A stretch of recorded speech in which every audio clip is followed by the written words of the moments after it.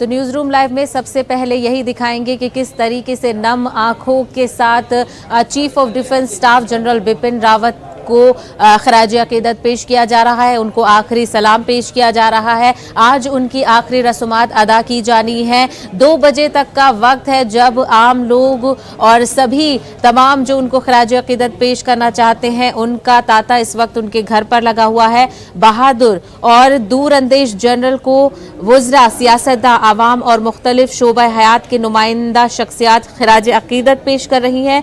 General Bipin Rawat का जस्द खाकी उनकी रिहाइशगाह कामराज मार्ग पर आखिरी दीदार के लिए रखा गया है। अजीज़ व अकारिब और आवाम उन्हें खराज अकीदत पेश कर रही है।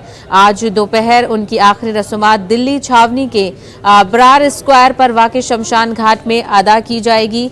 और आपको बता दें कि कल जनरल बिपिन रावत, उनकी अहलिया मधुलिका रावत और दीगर 11 फौजियों की जो जस्द खाकी है वो तमिलनाडु से दिल्ली लाई गई थी। पालम एयरपोर्ट पर वज़ीर-ए-आज़म नरेंद्र मोदी, वज़ीर दिफा राजनाथ सिंह, कौमी सलामती मुशीर अजीत डोभाल और तीनों अफवाज के सरबराहान ने मुल्क के पहले CDS chief of defence staff general Bipin Rawat और दीगर फौजियों को खराज अकीदत पेश किया था। वज़ीर-ए-आज़म नरेंद्र मोदी और वज़ीर दिफा राजनाथ सिंह ने मरने वालों के अहले खाना से मुलाकात की और उनके साथ ताज़ियत का इजहार किया। तो आप तमाम तर तस्वीरें देख सकते हैं, एक के बाद एक सभी अहम शख्सियात, सियासतदान और लीडर खराज अकीदत पेश करने के लिए पहुंच रहे हैं। जनरल बिपिन रावत और साथ ही उनकी अहलिया मधुलिका रावत को खराज अकीदत पेश किया जा रहा है। उनके घर के बाहर की तस्वीरें भी हमने आपको दिखाई, किस तरीके से वहां पर इस वक्त हुजूम है लोगों का। सभी लोग उनको इस आखिरी वक्त में खराज अकीदत पेश करना चाहते हैं, आखिरी सलाम देना चाहते हैं। सभी अहम शख्सियात, चाहे वो वज़ीर दिफा हों, वज़ीर दाखिला हों, वज़ीर आज़म हों और सभी मरकज़ी वज़ीर इस वक्त वहाँ पर पहुँच रहे हैं। वहीं अपोजिशन के लीडरान भी वहाँ पहुँच रहे हैं। सभी स्टेट्स के वज़ीर आला भी इस वक्त पहुँच रहे हैं और बिपिन रावत, जनरल बिपिन रावत को खराज अकीदत पेश किया जा रहा है। उनकी जो खिदमात हैं, उनका जो अजाला है वो तो कभी पूर्ण नहीं किया जा सकता, क्योंकि जो कंट्रीब्यूशन उन्होंने मुल्क की अफवाज के लिए दिया है और कई महाज पर जो उनकी खिदमात रही है वो नाकाबिले फरामोश है। सब की आंखें इस वक्त नम हैं, क्योंकि जिस तरह की खिदमात उन्होंने मुल्क के लिए की हैं उसको कभी भी नहीं भुलाया जा सकता। और तारीख़ में जो 8 दिसंबर को ये हादसा पेश आया था वो तारीख़ में याद रखा जाएगा। अहम शख्सियात को मुल्क ने खोया है। आला अफसरान इस हेलीकॉप्टर में मौजूद थे। वहीं मुल्क के पहले chief of defence staff general Rawat इस हादसे में शहीद हो गए। कर मुकाबला किया, साथ ही साथ उनका जो है अपने जो उनकी जन्मभूमि थी उस जन्मभूमि से भी बहुत लगाव था। हमेशा वो बात करते थे, हमेशा पलायन रोकने की बात करते थे। अपने गांव में उन्होंने खूब सारे फलदार वृक्ष लगाने का अभियान शुरू किया था। साथ में अभी जो है और भी कई काम, जैसे टिहरी झील है उसके बारे में उनकी चिंता थी, सड़कों के बारे में, रेल के बारे में। जब भी मुझे मिलते थे हमेशा जो है इन जुड़े हुए मुद्दों पर बात करते थे। और स्वभाव उनका बहुत ही सरल था। कभी लगता नहीं था हम किसी जनरल से मिल रहे हैं, कभी किसी बड़े अधिकारी से मिल रहे हैं। हमेशा उन्होंने सरलता से बात करी। आज उत्तराखंड में जो सैनिकों की भर्ती में 5 सेंटीमीटर की छूट मिली है, मुझसे मिनिस्टर भी नहीं था, मैं आपके पास गया था और 25 दिन के अंदर आपने उसका योग करा कर दे दिया। आज उत्तराखंड के नौजवान हाइट की छूट से बहुत से भर्ती होते हैं। और जब जब भी उनसे मिलता था तब मुझे, अभी एक बार मैं उनसे मिलने गया, मैं उनसे BRO की मांग कर रहा था। मुझसे कहने लगे, गणेश BRO तो ऐसे ही हो जाएगा, तुम मेरे से TA की बटालियन मांगो, एक गढ़वाल के लिए, कुमाऊं के लिए। एक बार मैं बैठा बातचीत कर रहा था, मुझसे कहने लगे कि उत्तराखंड की, आपने देखा कि उत्तराखंड की इकोनॉमी इतने कमजोर क्यों, और कश्मीर में कहना, कश्मीर में हर घर में अखरोट के 4-4, 5-5 पेड़ होते हैं जिनसे वहाँ की इकोनॉमी मजबूत होती है, और आप ये काम कराइए। और आपने खुद सेना के माध्यम से उत्तराखंड के सीमांत क्षेत्रों में 10 लाख पेड़ लगाने का लक्ष्य रखा था, 80,000 पेड़ लगा चुके थे। और जो हमारा सैन्य धाम बन रहा है, जब मैं सैन्य धाम के लिए मांग, इक्विपमेंट्स, टैंक, वेसल्स, आर्टिकल्स वगैरह मांगने के लिए गया, 2 महीने के अंदर आज सारे के सारे जो वेपन्स हैं आज देहरादून पहुंच चुके हैं। ऐसे व्यक्ति का जाना वास्तव में यहाँ देश के लिए क्षति है, उत्तराखंड के लिए मेरे लिए व्यक्तिगत रूप से बहुत बड़ी क्षति है। हम जनरल रावत की यादों को जिंदा रखने के लिए, क्योंकि जनरल रावत ने मुझसे, मैंने जब उनसे पूछा एक बार कि साहब आप रिटायर होने के बाद आप क्या करेंगे, कि नेतागिरी तो नहीं करेंगे? कहते हैं नहीं, मैं तो देहरादून में आगे रहूँगा, गोल्फ खेलूंगा और जो बच्चे फौज में जाना चाहते हैं उनके लिए कोई इंस्टीट्यूट बनाऊंगा। तो उनकी इस याद को जिंदा रखने के लिए हमारी सरकार जो एक सैनिक इंस्टीट्यूट बनाएगी। हेलीकॉप्टर हादसे में शहीद हुए ब्रिगेडियर एलिस लिडर की बेटी ने न्यूज 18 से खास बातचीत की। उन्होंने कहा कि मेरे वालिद मेरे हीरो थे, मेरे दोस्त थे, उन्होंने मुल्क के लिए कुर्बानी दी है, वो मुल्क के लिए कुर्बान हुए हैं। बिल्कुल मेघना, और हम इस वक्त मेरे साथ मौजूद हैं ब्रिगेडियर लिडर की बेटी, उनसे बातचीत करते हैं। आपके पापा देश के लिए चले गए, हाँ जी। आप कैसे उनको याद करेंगी? आई थिंक मेरे पापा हीरो थे, लेजेंड थे, एंड हर बेटी को लगता है उनके पापा सबसे बड़े हीरो होते हैं और मैं भी उनमें से एक हूँ। तो पापा मेरे बेस्ट फ्रेंड थे, जैसे हर बेटी के पापा उनके बेस्ट फ्रेंड होते हैं, और बहुत कुछ रह गया था देखने के लिए, पर देश के लिए गए हैं तो देश से बहुत उम्मीद है हमें। आखिरी बार आपकी उनसे कब बातचीत हुई थी? मुझे उठा के गए थे वो स्कूल के लिए, उन्होंने कहा था उठ जाओ, तो मैंने कहा 10 मिनट और सो जाऊं, बहुत लेट सोई थी मैं, तो उन्होंने कहा चलो ठीक है मैं जा रहा हूं। मैंने कहा चलो बाय। आपको कविताएं लिखने का भी बहुत शौक है, हाँ जी। है ना?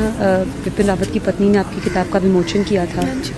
जी, तो उस पर भी हेल्प करते थे आपको? हाँ जी, मेरी बुक थी, मेरे डैड ने लॉन्च करवाई थी, मधुलिका आंटी भी आई थी, रावत अंकल ने फॉरवर्ड लिखा था, and they were a team and they died as a team, and my father is with us in spirit, हमारे साथ हैं, हमें देख रहे हैं, और इसीलिए आंसू नहीं आते क्योंकि वो हमें देख रहे हैं और वो हमारा रोता हुआ चेहरा तो नहीं देखना चाहेंगे।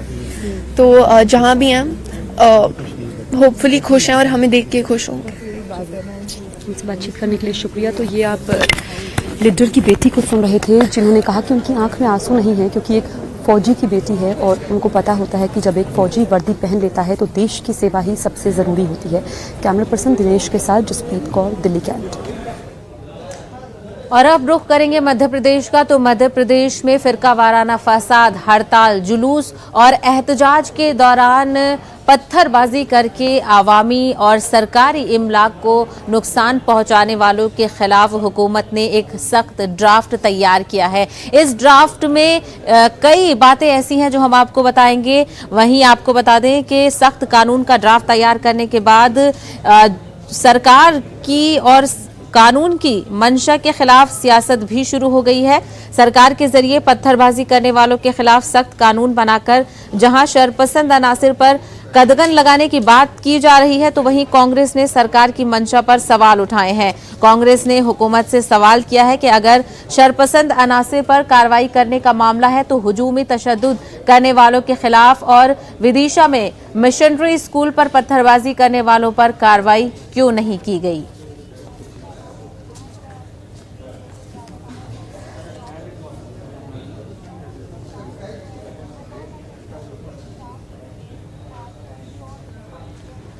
तो मध्य प्रदेश की बैठक में उस लोक शांति भंग करने वाले कानून को लेकर आ रहे हैं, जिसमें जो सार्वजनिक संपत्ति को या व्यक्तिगत संपत्ति को नुकसान पहुंचाते हैं उनसे वसूली के लिए एक अधिकरण गठित करेंगे, जिन्हें न्यायालयीन अधिकार भी कुछ शक्तियां उन्हें हम देंगे, जिससे राशि वसूली करने में और आपराधिक प्रवृत्ति के लोगों को दंडित करने में, पृथक से केस चलाने में, इन सब में मदद हो। उज्जैन में भी गृह मंत्री ने कहा था कि पत्थरबाजों को नहीं छोड़ेंगे। तब भी हमने वीडियो दिए थे और वीडियो ये कहा था कि स्पष्ट करें कि सरकार के एक पक्षीय कर रही है या संवैधानिक दायित्व पूरा करेगी।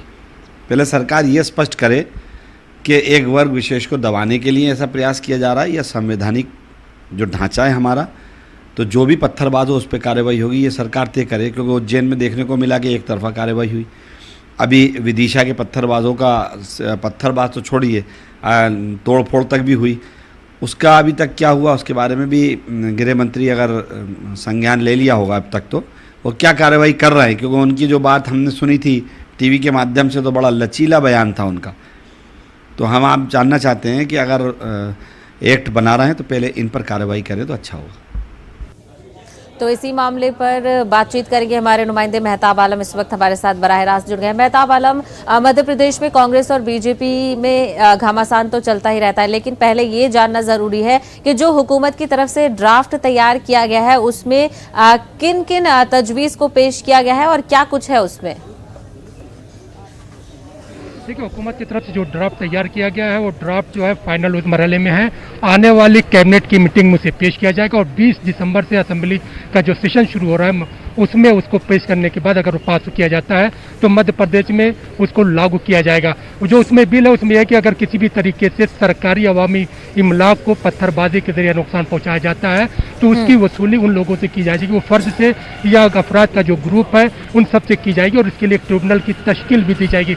लेकिन बुनियादी सवाल यह है कि जिस तरह से कांग्रेस ने सवाल उठाया है कि मध्य प्रदेश में अगर पिछले अगस्त से अब तक की बात करें, पिछले 6 महीनों में 82 से ज़्यादा मकामात पर हुजूमी तशद्दुद के मामले पेश आए हैं। नीमच का मामला आपको याद होगा कि वहाँ पर आदिवासी के साथ अगर हुजूमी तशद्दुद होता है तो उसके करने वालों के घर तो तोड़ दिए जाते हैं, लेकिन इंदौर में, उज्जैन में, देवास में, हाटपिपलिया में या फिर यह है दूसरे मकामात पर जो हुजूमी तशद्दुद होते हैं उन लोगों के खिलाफ कोई कार्रवाई नहीं की जाती है। इसी तरह से 5 दिन पहले विदिशा में मिशनरी स्कूल पर जिन लोगों ने पत्थरबाजी की थी उनमें भी कुछ नहीं हुआ। इंदौर के जो तस्लीम चूड़ीवाला का जो मामला है उसमें 4 लोगों के खिलाफ मामला दर्ज किया गया, लेकिन चंद दिनों में जमानत हो जाती है और वहीं पर जो है चूड़ीवाला के खिलाफ जो है पास्को एक्ट लगाया जाता है और 108 दिन के बाद उसको बाहर जो है अदालत के हुक्म के बाद बाहर निकाला जाता है। तो इसमें बहुत सारे पहलू हैं जिस पर सवाल उठ रहे हैं। तो कांग्रेस का कहना है कि सरकार जो कानून बना रही है इस तरह के कानून को जरूरत नहीं है, क्योंकि पहले से जो कानून मौजूद है उसमें अगर किसी तरह की सरकारी इमलाक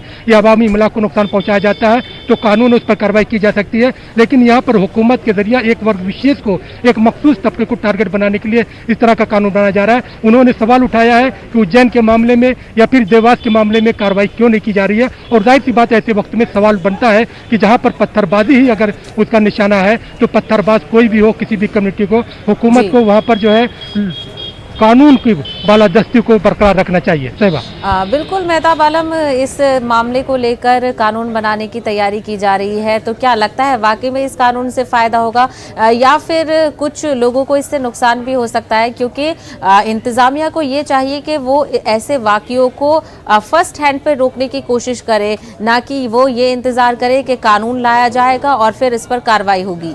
पुलिस के जरिए ही पेश की जाएगी और उसमें जो अदालत बनाई जा रही है, जो ट्रिब्यूनल बनाया जा रहा है, उसको सिविल राइट होंगे और सिविल राइट के जो अख्तियारात होंगे यहाँ पर अवाम की बात नहीं बल्कि जो है वहाँ पर एडमिनिस्ट्रेशन के जरिए जो बात की जाएगी वही मानी जाएगी। और आपको याद होगा कि जो है 7 दिसंबर को इसी मध्य प्रदेश के कटनी में जब वहाँ पर एसपी जो है सुनील जैन के जरिए एक खत निकाला जाता है, सर्कुलर जारी किया जाता है, उसमें साफ तौर पर लिखा जाता है कि सिख, मुस्लिम, अल्फा, सिम्मी और दहशतगर्द तंजीमों पर सख्त नजर रखी जाए। अगर एडमिनिस्ट्रेशन की सतह पर इस तरह के काम जारी होते हैं और किसी कम्युनिटी को जो है दहशतगर्द के जुमरे में रख दिया जाता है और वहाँ पर भी कार्रवाई नहीं की जाती है, बाद में मीडिया में न्यूज़ 18 उर्दू पर और दूसरे चैनलों पर खबर आने के बाद वहाँ पर एसपी के जरिए माफ़ी मांग दी जाती है और कहा जाता है कि यह गलती से ऐसा जो है हो गया, दानिस्ता तौर पर नहीं किया गया, और उसमें शोकाज नोटिस किलर पर जारी किया जाता है जिसके जरिए टाइप किया गया है। सवाल बुनियादी तौर पर वही है कि अगर एडमिनिस्ट्रेशन के दस्तावेज में इस तरह के अल्फाज इस्तेमाल किए जाते हैं और एडमिनिस्ट्रेशन की ही रिपोर्ट सब कुछ होगी तो वहाँ पर कहीं ना कहीं जो खदशा माइनॉरिटीज कम्युनिटी का, चाहे वो सिख समुदाय हो, चाहे दूसरी कम्युनिटी हो, मुस्लिम कम्युनिटी के लोग हैं, उनको ये खतरा है कि हुकूमत जो अपने मफाद को पूरा करने के लिए इस तरह के कानून को ला रही है। अगर हुकूमत कानून की बालादस्ती चाहती है तो यकीनी तौर पर मध्य प्रदेश में हुजूमी तशद्दुद के जितने भी मामला हुए हैं या विदिशा में 5 रोज पहले जिस तरह से मिशनरी स्कूल पर अटैक किया गया, वहाँ पर पत्थरबाजी की गई, उन पर खामोशी क्यों है? सहबा बिल्कुल, हुकूमत की तरफ से कई मामलों पर खामोशी नजर आ रही है। वहीं ऐसे में मेहताब आलम ये भी सवाल उठ जाता है कि कहीं ना कहीं पुलिस के पास इतनी अथॉरिटी नहीं है कि वो इन मामलों में कार्रवाई करे। कहीं ना कहीं हुकूमत का दबाव भी पुलिस पर होता है और वो भी इन मामलों को लेकर खामोश नजर आती है। देखिए, जो पार्टी इक़्तिदार में होती है, इक़्तिदार का अपने असरात होते हैं, पुलिस को उसको कहीं ना कहीं मैनेज किया जाता है और इससे किसी को इनकार नहीं है। और मध्य प्रदेश की बात करें तो अभी कल रात में जो है यहाँ पर कमिश्नर पुलिस सिस्टम का निफाज किया गया है, तो मध्य प्रदेश की राजधानी भोपाल और इंदौर में इसका निफाज होगा। और आज उम्मीद की जा रही है कि आज शाम तक जो है कि दोनों शहरों में कमिश्नर कौन होगा, नए लोग उनका अपॉइंटमेंट होता है। और इस तरह से अगर देखें तो मध्य प्रदेश हिंदुस्तान का 17वां सूबा है जहाँ पर पुलिस कमिश्नर सिस्टम को नाफिज किया गया है और हिंदुस्तान के 70 शहरों में अब तक इस सिस्टम को नाफिज किया है। पुलिस को अख्तियारात दिए जा रहे हैं, लेकिन पुलिस के अख्तियारात के साथ साथ जो वहाँ पर सियासत की जो वहाँ पर मुदाखलत होती है, वहाँ पर पुलिस जो है असहाय हो जाती है, मजबूर हो जाती है कि वो काम कैसे करे, कानून की बालादस्ती को कैसे करे। यहाँ पर ज़रूरत इस बात की है, जहाँ पर कानून के हाथ को मजबूत करने की ज़रूरत है, वहीं पर सियासत की मुदाखलत को भी ख़त्म करने की ज़रूरत है, तभी कानून का राज कायम हो सकता है। बिल्कुल, तो कहीं ना कहीं लॉ एंड ऑर्डर के हवाले से भी सवाल उठ जाते हैं। ऐसे में आप देखना ये होगा कि किस तरह इस कानून का इस्तेमाल किया जाता है और क्या कुछ इसके फ़ायदे और नुकसान हो सकते हैं। मेहताब आलम, हमसे बात करने के लिए बेहद शुक्रिया। आगे बढ़ेंगे और अब बात करेंगे कानपुर की। तो कानपुर से एक वीडियो काफ़ी वायरल हो रहा है सोशल मीडिया पर। ये वीडियो काफ़ी वायरल हो रहा है। इस वीडियो के मंजर आम पर आने के बाद से चार जानिब से लोगों की मजम्मत शुरू हो गई है। आपको बता दें, इस वाक़े के सामने आने के बाद जिसे सुनकर और देखकर पुलिस का खौफनाक चेहरा सामने आया है। दरअसल कानपुर देहात में पुलिस के जुल्म और सितम का एक वीडियो वायरल हुआ है, जिसमें एहतजाज कर रहे मुलाजिम को पुलिस लाठी और डंडों से पीट रही है, जबकि उस वक्त इस मुतासिर शख्स की गोद में उसकी कमसिन बेटी भी थी। मुलाजिम ने पुलिस से लाख मिन्नत किए, लेकिन उसकी इल्तिजा बेसूद साबित हुई। पुलिस के दिल पत्थर के थे जो पिघले नहीं। इस मुलाजिम की एक ना सुनी गई और बुरी तरह ज़दोकूब किया गया। ये वाक़या अकबरपुर कोतवाली का है।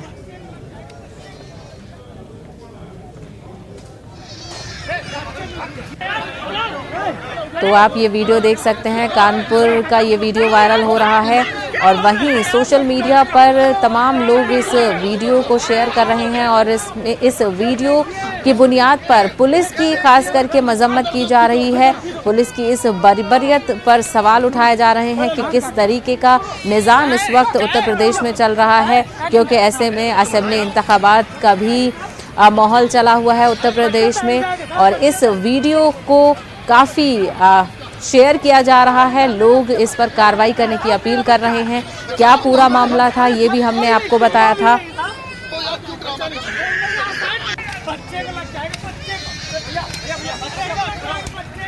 कानपुर देहात से मुतसिल अकबरपुर कोतवाली हल्के में मुजाहिरीन पर लाठी चार्ज का मामला सुर्खियों में बना हुआ है। मुजाहिरीन में शामिल एक बच्ची के वीडियो।